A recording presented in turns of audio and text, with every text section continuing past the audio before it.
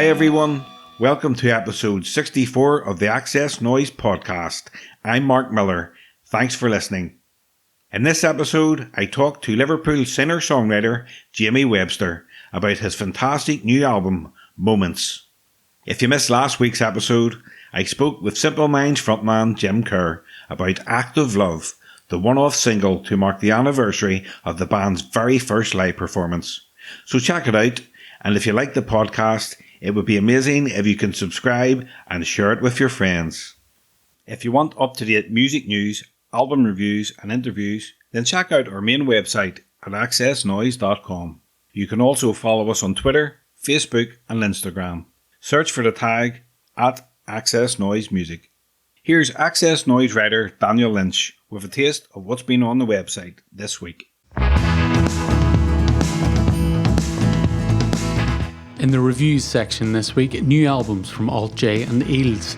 Alex Hoggard gives Alt J's The Dream 8 out of 10, saying the band has allowed themselves to experiment and explore, creating an album with something for everyone. Extreme Witchcraft from Eels gets 7 out of 10, as a solid fun rock record but lacking in memorable moments. There's new music streaming from Liam Gallagher, Twitter anti-hero James Blunt, The Florentinas and Karen Ann, whose EP, Side Effects of Being Human, is out later this month. Finally, we have a feature interview with the creators of a new streaming platform.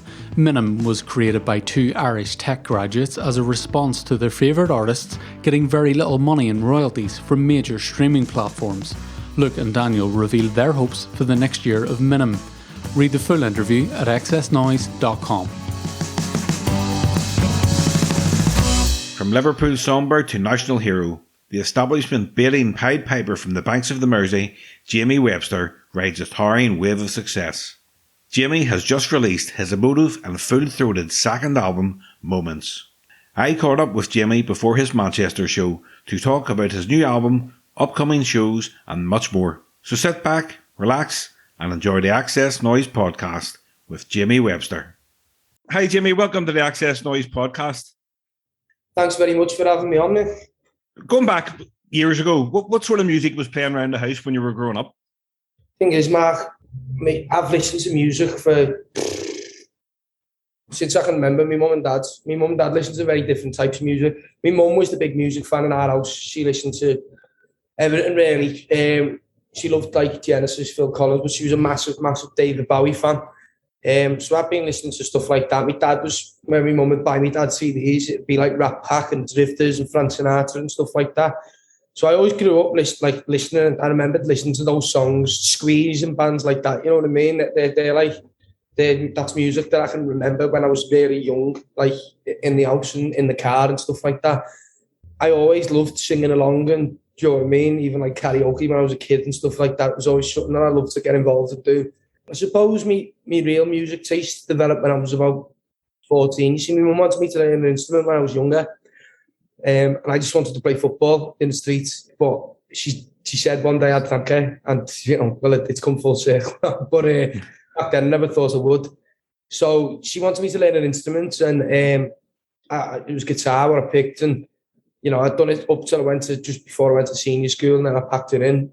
And then when I was about 13, 14, actually the lad who I play guitar with now, my band, Danny, he's always been banging to music and his guitar and stuff like that, as well as the footy and that. But he started like showing me different bands, and one of my very best mates, Billy, he was always into music, and they started bending me on like early days bands like Kings of Leon before the Sex on Fire album and stuff like that, and Oasis obviously, and the Beatles and Stone Roses, and like this. And my mum was a big fan of Paul Weller and the Jam as well, so I already loved all that sort of stuff. And I picked the guitar back up and started to learn a couple of the songs, and I did, and singing for a couple of months before a few of my mates and my parents told me they thought I was all right. And I just started doing open mic nights and joined the band and stuff like that, you know, with mates when I was about 15, 16. And sort of went from there. It was when the Liverpool stuff, it was when I quit my first band to follow Liverpool around the country. It was when the Liverpool stuff started coming in, because I made loads of mates quickly. I was going everywhere. All my money that I was earning as an electrician was getting spent on following Liverpool around Europe and around the country. So I've seen the same faces everywhere, and I'm quite a talk, chatty lad, do you know what I mean? So I get on with people quite quickly. So I had loads of mates at the match, and when they found out that I was singing, they all used to come down and see me, and then like the atmosphere used to be really good, and then they sent a video to these lads who were running this thing called Boss Night, which I'd obviously heard of, but it was mainly for just local bands in the city to come down and play their own songs and a few covers. And like mainly Liverpool fans who'd been at the match that day attended, because it was off a fanzine magazine. It was a branch off of that.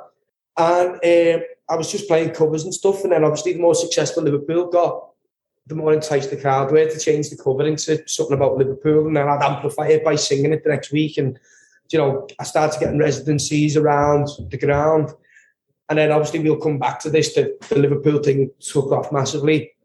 And it led me to having a platform where I was still writing songs myself about real life and everything. And I've got people who actually want to listen to them now, you know what I mean? People know who I am. And granted, it was mainly Liverpool fans, but it was somewhere to start. And it was a platform to step on. And I released my first single, Weekends in Paradise, and then obviously it built up to the album. And I've sort of crossed over now to an artist in his own right who also does the Liverpool things as well for Liverpool fans, which is two things that I'm going to continue to do. But that's how it sort of all come full circle. It was the Liverpool connection gave me a platform where people wanted to hear from me. So I'd written all these songs about working class life and day-to-day struggles that I was going through myself as a young lad, a young man. And it was just never the right time to release them. And then obviously, like I say, this platform came along and, you know, record label got in touch and management and stuff like that. It all went from there, and here I am on a UK tour, sold out a venue in Manchester in 4 weeks. You know what I mean? 300 people in Manchester tonight. I mean, when I go out to the crowd and say, good evening, Manchester, those are words that I didn't think would come out 23 years ago. But, you know, I feel so lucky that people have managed to look past the football now and really give me a platform to sing these songs, because I'm singing for those people, you know what I mean? I'm not just singing for Liverpool fans, rather, when I'm doing this. I'm singing for every working class person out there, do you know what I mean? I'm singing for us as people, as a community of people, not just as Liverpool fans. So, you know, there's still work to do, but fair play to everyone who's getting out. It seems like now it's starting to cross over a lot more, and people are starting to take notes of my own stuff, you know, along, you know, separately to the Liverpool stuff, which is, for me, it's been a dream since I was about 14, 15. I started that first band, you know what I mean? The Liverpool thing was an unbelievably lucky thing that happened to me. And I've enjoyed every fucking minute of it, and I've rid every single wave, and I've been in places that I shouldn't have been in. I've seen things I shouldn't have seen. I've done things I shouldn't have done, you know, through the luck of this and the passion of the Liverpool thing. But I've always been working towards doing this, playing with my band, songs that I've written about life that people can relate to, and do you know what I mean? Where I can put a message of me as a person across, not just of me as a Liverpool fan, me as a person.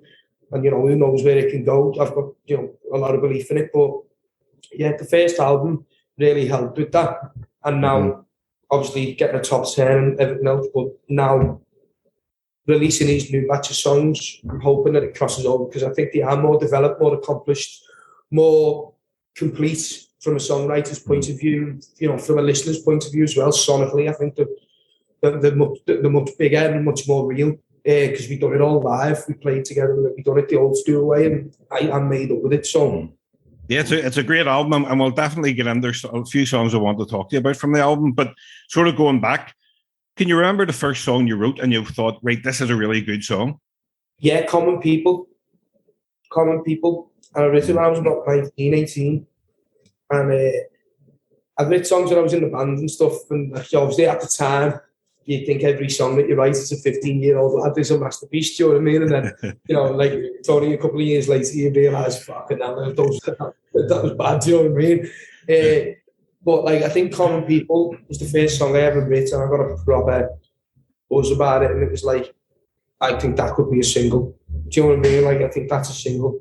Not that I know much about the industry or fuck all about singles, but as a 19-year-old lad, I felt that had something that could really, you know, project like a lot of relativity amongst people like myself. That followed with change a bit shortly after, do you know what I mean? Those were the first two songs where I thought, like, you know, you're getting somewhere now. You're like, these are a step above what you've done before. And then obviously Weekend in Paradise, Liverpool yesterday, this place, they sort of all come in the same period of time when I was writing. You know, I felt like I was actually this place, Weekend in Paradise, and Liverpool yesterday, in terms of when I wrote the songs. And that was when I felt like I'd moved up again then. You know, I felt like I'd accomplished it. And then like songs with the first album, songs like Something's Gotta Give and The Joker.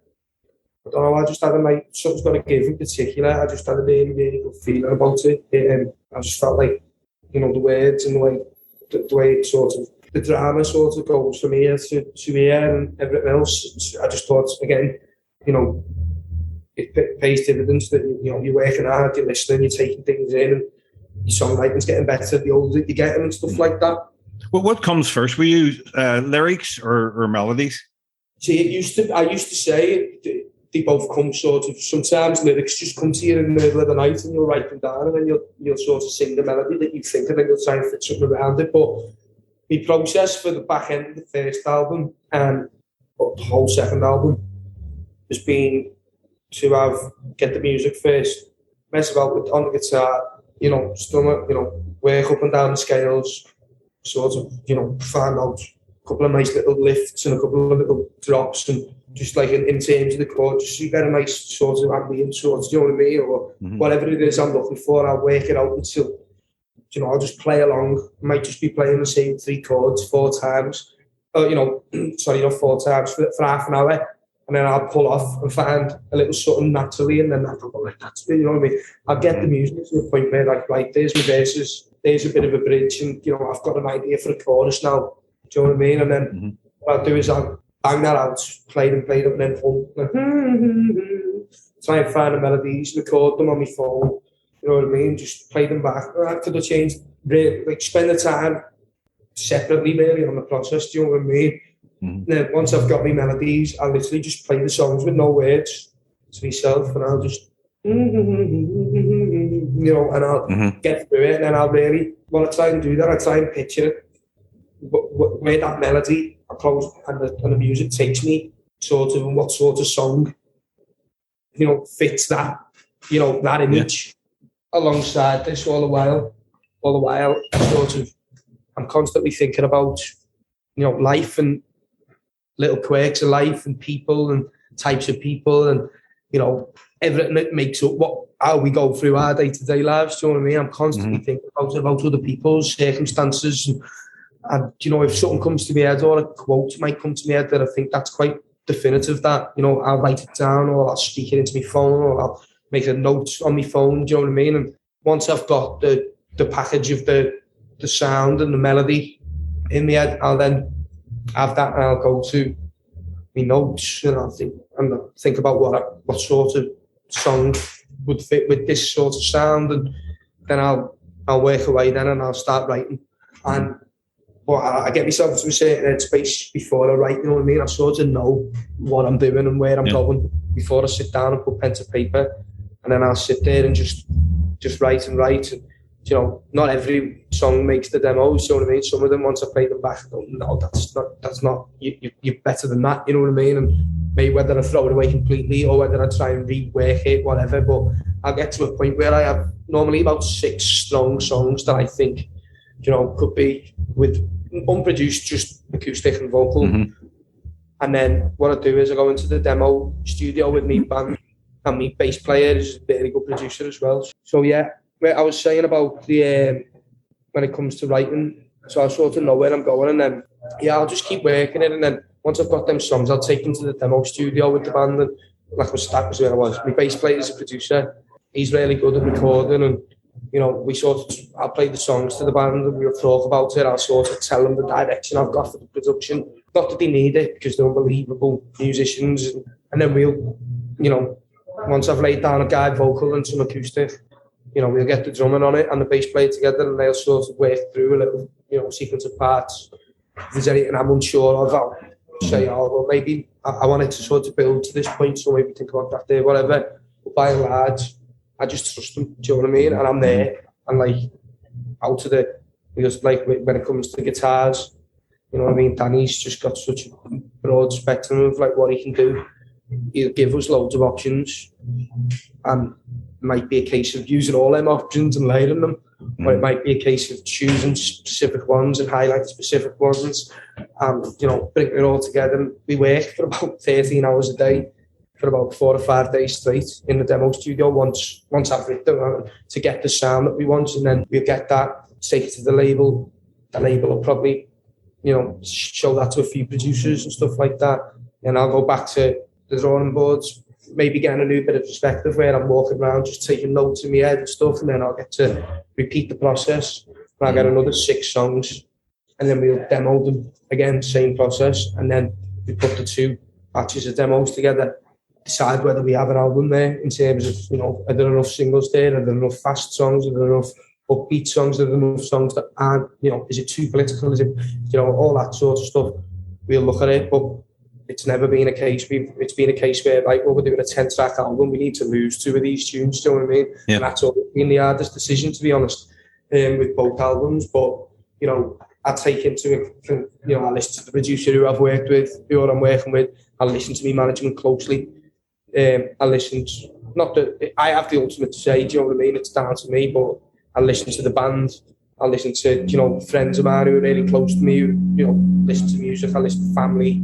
I engage everyone's perspective, and normally we sort of all agree on the same things anyway, do you know what I mean? It's normally between 3 songs, and then it's down to my decision to say which 2 get axed, basically, do you know what I mean? But it was a tough decision, because one of the 2 songs that we dropped was one of those songs where, when I wrote it, I thought, this is a good one. But the demo will be released with the album on like a bonus package sort of thing, so people can listen to both those songs anyway. And they're just demos, do you know what I mean, that we've done ourselves. So, well, you released your second album, Moments, in January, which is absolutely fantastic. And as you say, it's quite a political album. You're not afraid to speak your mind politically in your songs, especially against the Tories. Do you think more artists should speak out in their music about what's actually happening in the UK and further afield?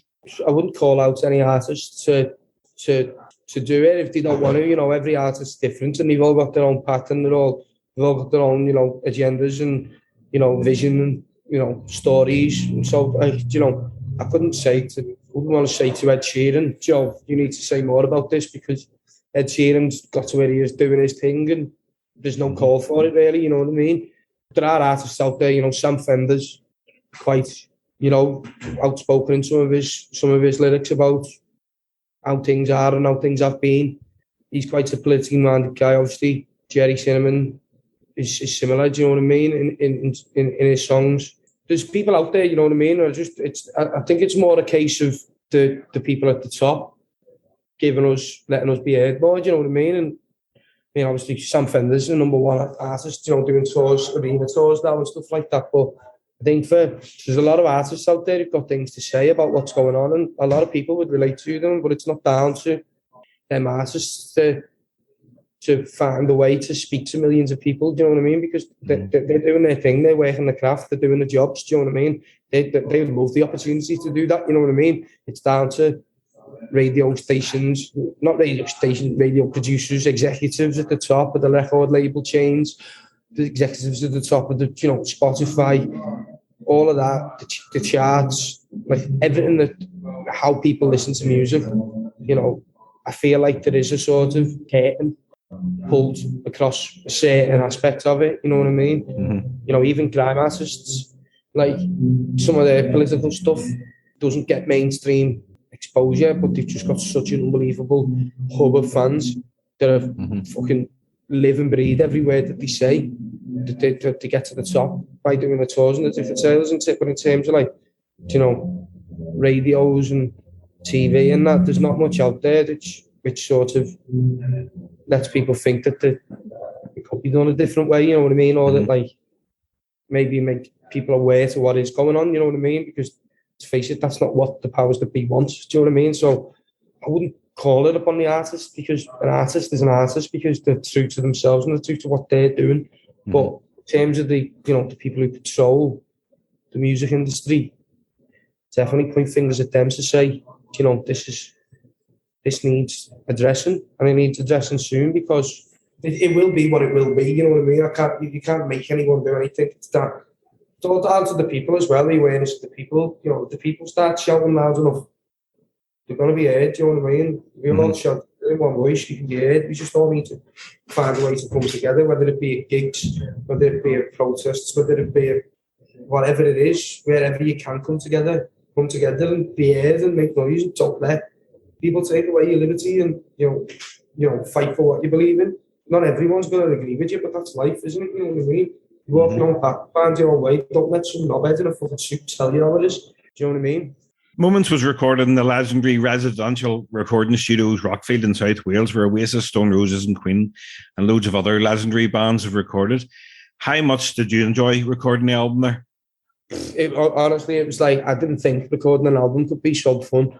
Like, when I've recorded in the past, it's always been to a click track, and I always stiffen up, just me alone in the guitar with earphones on, and then it's just not, you know. But when being in that room with the producer who kitted it out, boss, we had all lights, and it was a nice lighting atmosphere. It was like being in like a little grotto or a den or something like that, you know what I mean, as a young lad. And we were just all playing away with that. We had our own mixers, and we could just play together, and it's just so comfortable playing, and just it shows in the album. I think it's so free, do you know what I mean? And you can tell it's like it doesn't feel robotic or static like a lot of music does these days. It's just like, it's not programmed to it.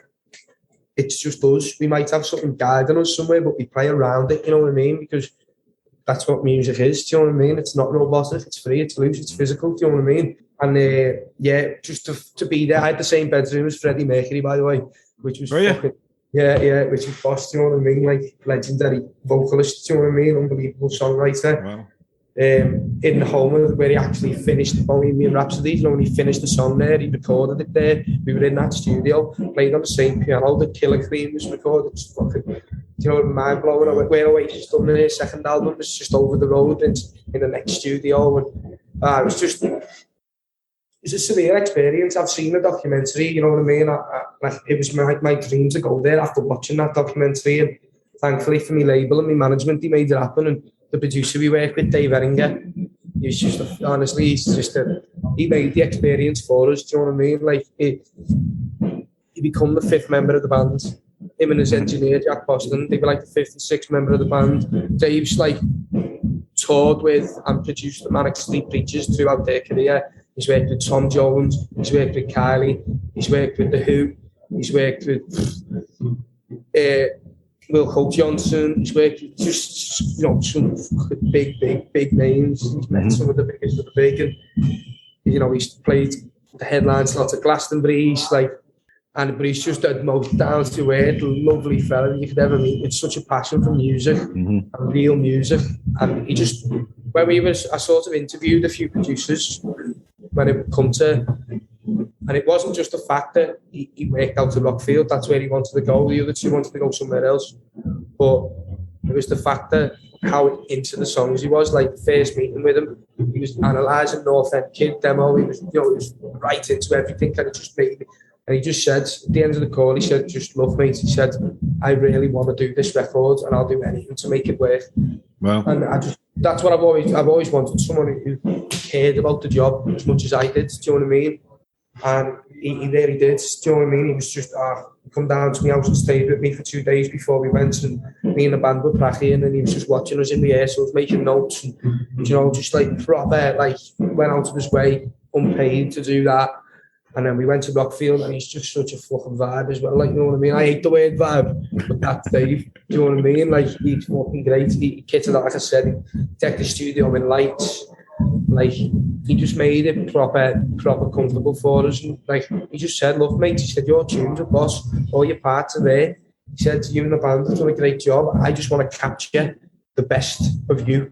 And he was like, "And that's what we'll do." You know what I mean? He was like, "I know me shit, and I'll fucking use it to make this album sound fucking massive." And he did. He got the string quartet down. He got, you know, everything's like real. Nothing's programmed. It's just all real, raw.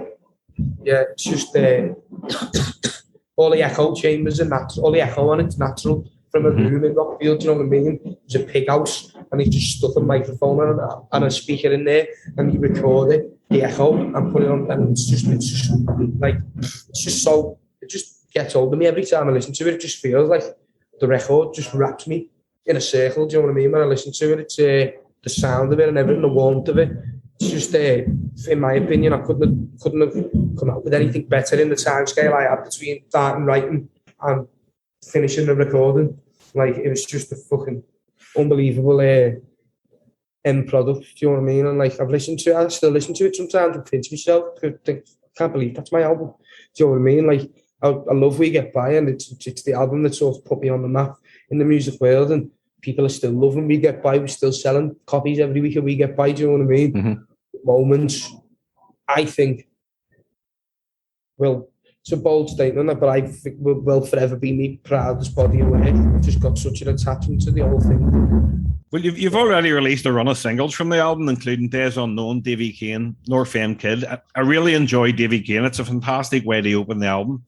And the video is great too. It features rising Liverpool star Jack McMullen, who was recently in the BBC drama Time.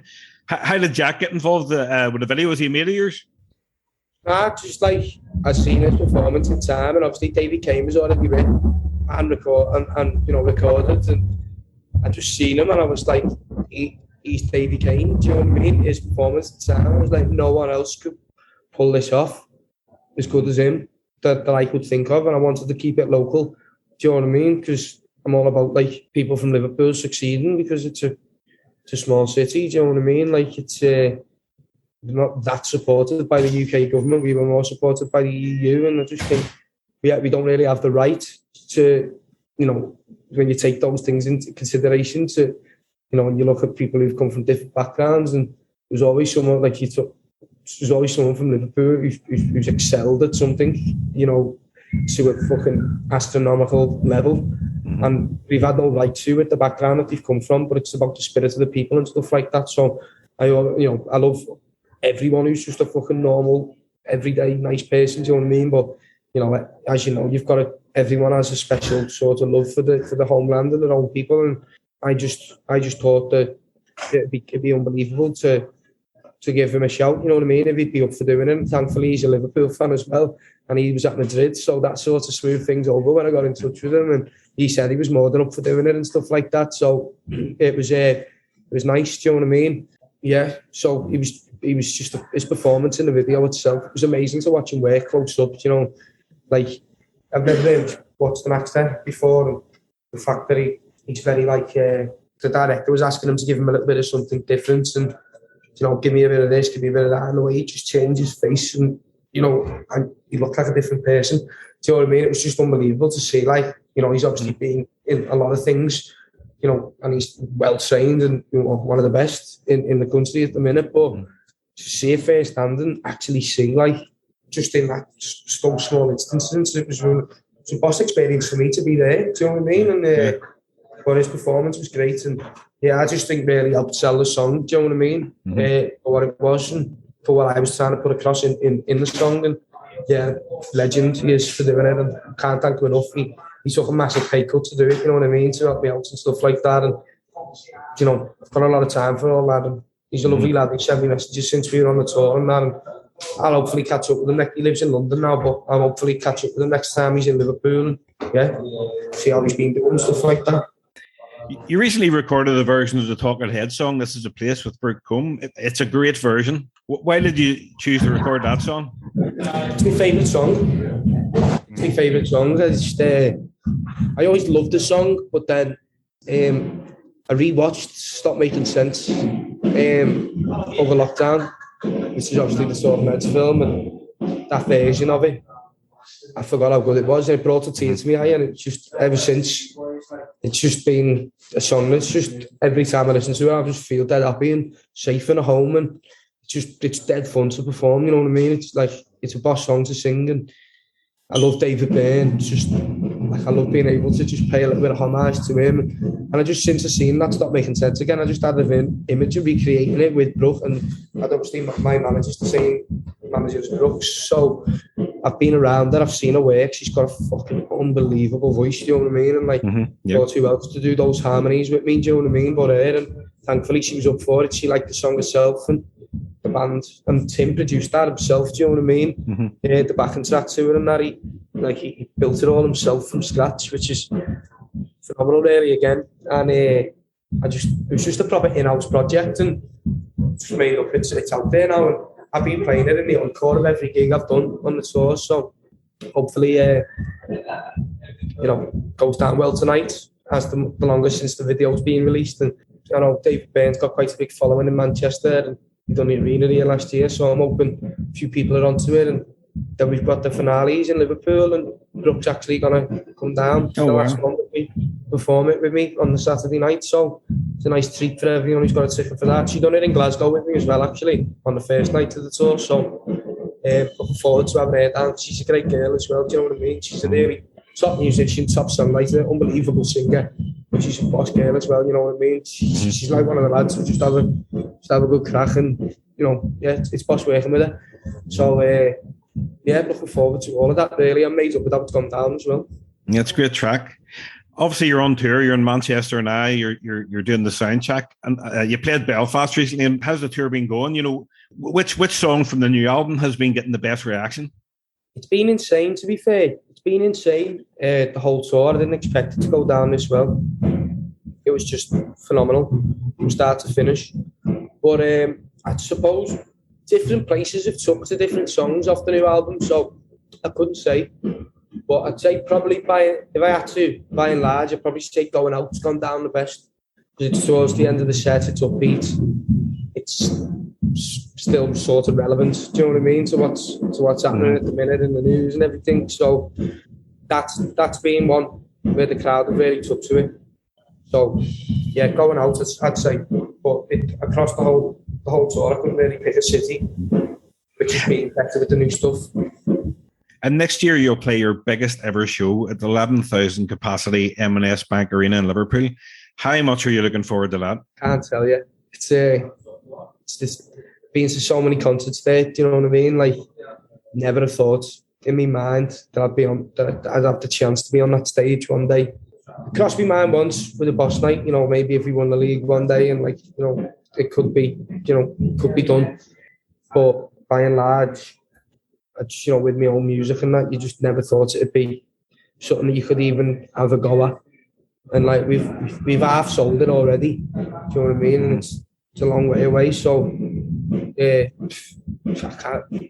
can't quite put into words what that's going to be like for me on the night. You know what I mean? I know there'll be tears somewhere along the line because I'm on the sly, even though I put an hard face on things. You know what I mean?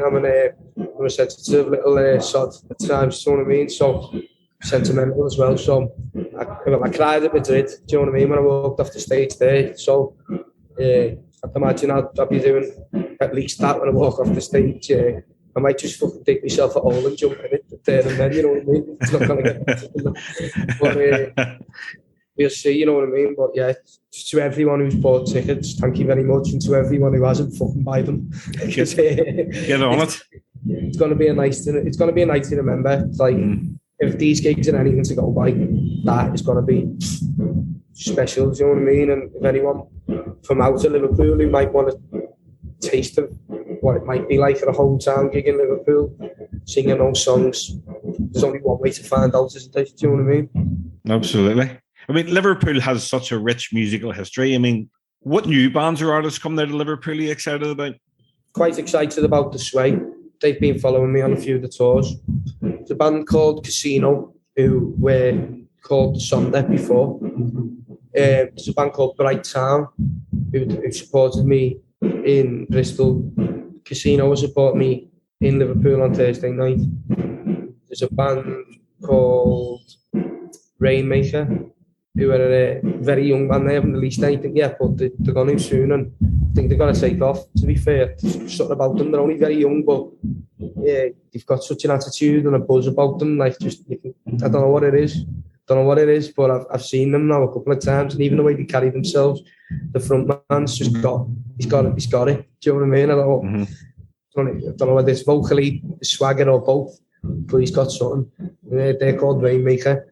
And then there's a lad called Mason Owens as well, who's fucking unbelievable guitarist. He supported me a couple of times now at Boss Nights and on the tour. And he's a cracking young fella. So between them five, do you know what I mean? There's some fucking really good up and coming acts in Liverpool. There's many more, you know what I mean? But like these are the ones who I feel talent wise and like mindset-wise, they've just got it, you know what I mean? It's looking good for the Liverpool music scene at the minute, and I'm just really lucky to be part of it.